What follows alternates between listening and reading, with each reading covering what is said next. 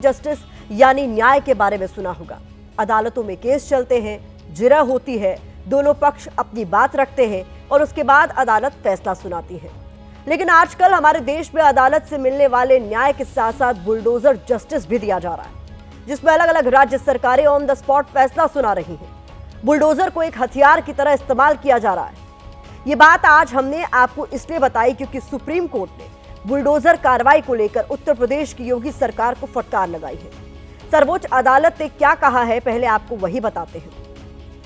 साल 2021 के एक मामले पर सुप्रीम कोर्ट ने कहा है कि बुलडोजर कार्रवाई करने से पहले पीड़ितों को पर्याप्त समय देना चाहिए था। नोटिस के 24 घंटे के अंदर जिस तरह से बुलडोजर कार्रवाई हुई, उसने अदालत की अंतर आत्मा को झकझोर दिया है और इसे बर्दाश्त नहीं किया जा सकता।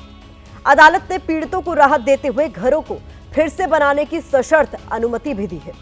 मामला प्रयागराज का है, जहां साल 2021 में एक वकील, एक प्रोफेसर और कुछ और लोगों के घरों को तोड़ दिया गया था। सुप्रीम कोर्ट की गाइडलाइंस कहती है कि बुलडोजर कार्रवाई करने से पहले मकान मालिक को नोटिस भेजना, जवाब और अपील का मौका दिया जाना चाहिए। लेकिन इस केस में 24 घंटे पहले नोटिस दिया गया था और अगले ही दिन लोगों के घरों को तोड़ दिया गया था। सुप्रीम कोर्ट की ये टिप्पणी उस बुलडोजर कार्रवाई पर सवाल उठा रही है जो अब ट्रेंड सा बन गया है।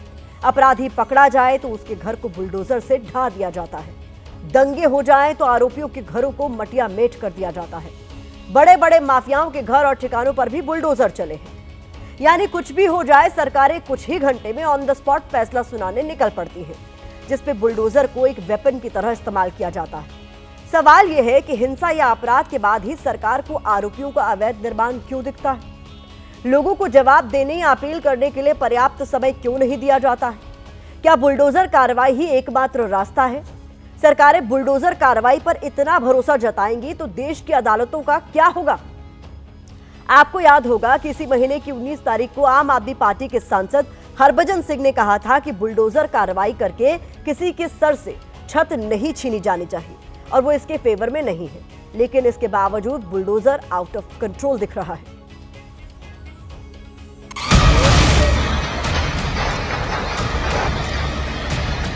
देश में लगता है बुलडोजर कार्रवाई का ट्रेंड चल पड़ा है। राज्यों के नाम बदलेंगे लेकिन तस्वीरें एक जैसी ही होंगी। जहां बुलडोजर बिल्डिंगों को तोड़ता दिखेगा, घरों को तबाह करता दिखेगा, सब कुछ मटिया मेट करता दिखेगा। अब तो ऐसा लगता है जैसे देश के कई राज्य सरकारों को अदालतों से ज्यादा बुलडोजर पर भरोसा है। महाराष्ट्र में कुणाल कामरा विवाद के बाद द हैबिटेट स्टूडियो को बीएमसी ने चट्ट नोटिस थमाया और पट्ट तोड़ने की कार्रवाई शुरू हो गई। सवाल है कि कामरा विवाद के बाद ही फडणवीस सरकार की एजेंसियों को अवैध निर्माण का सपना क्यों आया? ये सुप्रीम कोर्ट का एक सीधा प्रकार से उल्लंघन है। और आप देखिए ना, नागपुर वाली घटना में उन्होंने बुलडोजर चलाया तो कुछ ही घंटों के बाद रोकना पड़ा ना सुप्रीम कोर्ट के हस्तक्षेप के।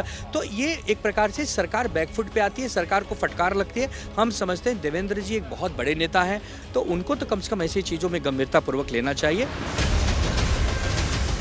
नागपुर हिंसा के मास्टरमाइंड फहीम के घर पर भी नागपुर नगर निगम ने बुलडोजर कार्रवाई की थी। फहीम के मकान का अवैध निर्माण हटाने के लिए 24 घंटे का समय दिया था। 24 घंटे पूरा होते ही बुलडोजर अवैध निर्माण पर टूट पड़ा था। हालांकि बाद में बॉम्बे हाईकोर्ट की नागपुर बेंच ने इस पर रोक लगा दी थी। सवाल कार्रवाई को लेकर नहीं है, सवाल तो उस समय को लेकर है जो बिल्डिंग के मालिक पर होने वाली कार्रवाई से पहले दिया जाना चाहिए। आज अखिलेश यादव ने भी इसको लेकर सरकार को आईना दिखाया। ये जनता ही इनका बुलडोजर हटाएगी। अब जो लोग कोर्ट का नहीं मान रहे, संविधान का नहीं मान रहे, उनका जनता ही एक दिन बुलडोजर छीन लेगी। बुलडोजर कार्रवाई का ट्रेंड यूपी से ही शुरू हुआ था। वक्त वक्त पर आज भी यूपी में बुलडोजर गरजता रहता है, जिस पर सियासत हमेशा से हाई रही है। जो कार्रवाई की बात कही गई सुप्रीम कोर्ट द्वारा कि सही नहीं है, तो कहीं ना कहीं लगातार सुप्रीम कोर्ट के कहने के भी बावजूद भी जो सरकारें भाजपा की हैं वो एकदम बेलगाम अपने तरीके से काम कर रही है और कॉन्स्टिट्यूशन को नहीं मानते हुए और सुप्रीम कोर्ट की बात को भी नहीं मानते हुए लगातार धड़ल्ले से अपनी तरह से काम कर रही है। उत्तम प्रदेश है, कोई उपद्रव करने की कोशिश करेगा, वहाँ बुलडोजर बाबा का बुलडोजर पहुँच जाएगा। महाराष्ट्र ही नहीं, पंजाब में भी बुलडोजर ड्रग माफिया का काल बना हुआ है। ड्रग माफिया पर कार्रवाई होनी भी चाहिए, लेकिन यहाँ भी वही सवाल है, कि कार्रवाई से पहले किसी को अपनी बात रखने का पर्याप्त समय क्यों नहीं दिया जा रहा। अब आपने नक्शा नहीं पारित किया है तो बहुत से बहुत कंपाउंडिंग होके आपको लीगलाइज किया जाएगा। जब आप सरकारी जमीन पे मकान बनाते हैं, सार्वजनिक जगहों पर अतिक्रमण करते हैं, कब्जा करते हैं, तब उतना हिस्सा तोड़ने की बात आई।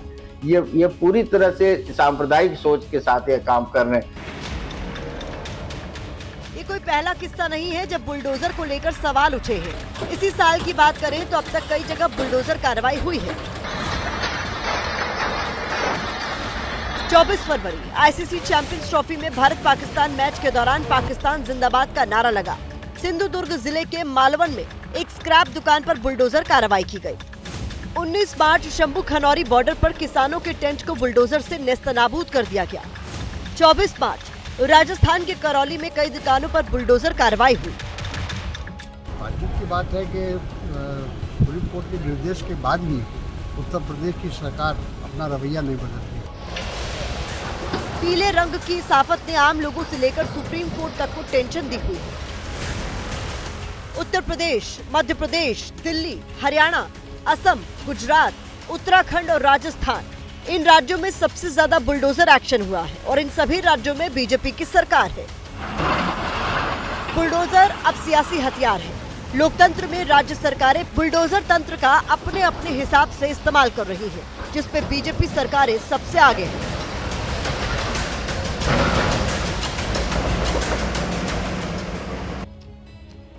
सुप्रीम कोर्ट बुलडोजर को लेकर पहले भी चिंता जता चुका है। सर्वोच्च अदालत ने इसको लेकर गाइडलाइंस भी बना रखी है। सुप्रीम कोर्ट की गाइडलाइंस में कहा गया है कि जिस बिल्डिंग पर कार्रवाई होनी है उसके मालिक को 15 दिन का नोटिस देना जरूरी है। नोटिस दिए बिना कोई भी कार्रवाई नहीं हो सकती। कार्रवाई से पहले नगर निगम बिल्डिंग के मालिक को सुनवाई का मौका देगा। बिल्डिंग के मालिक को 15 दिन के अंदर खुद अवैध निर्माण हटाने को कहा जाएगा। अगर मालिक 15 दिन के अंदर अवैध निर्माण को खुद नहीं गिराता है तो फिर उसे गिराने की कार्रवाई नगर निगम करेगा। बिल्डिंग पर हो रही कार्रवाई की वीडियोग्राफी भी होगी। अगर अवैध निर्माण के अलावा घर का कोई और हिस्सा ढाया जाता है तो अधिकारियों को अपनी जेब से उसका सारा खर्च मकान मालिक को देना होगा।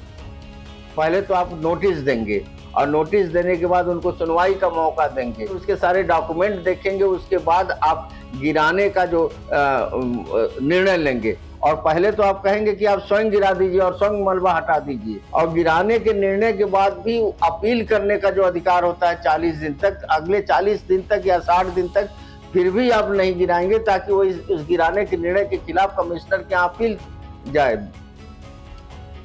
भारत की बात के फोकस से देखें तो राज्य सरकारें बुलडोजर एक्शन के जरिए अपराध के खिलाफ अपनी सख्त छवि चमकाने की कोशिश करती हैं। उनकी मंशा अपराध के खिलाफ जीरो टॉलरेंस दिखाने की होती है, चुनावी लाभ पाने की भी होती है। लेकिन देश संवैधानिक तंत्र से चलेगा, न कि बुलडोजर तंत्र से। अपराध और अपराधियों का अंजाम अदालतें तय करेंगी, न कि सरकारों की मनमानी। ऐसे में जरूरी है कि बुलडोजर एक्शन पर सुप्रीम कोर्ट के नियमों का कड़ाई से पालन किया जाए।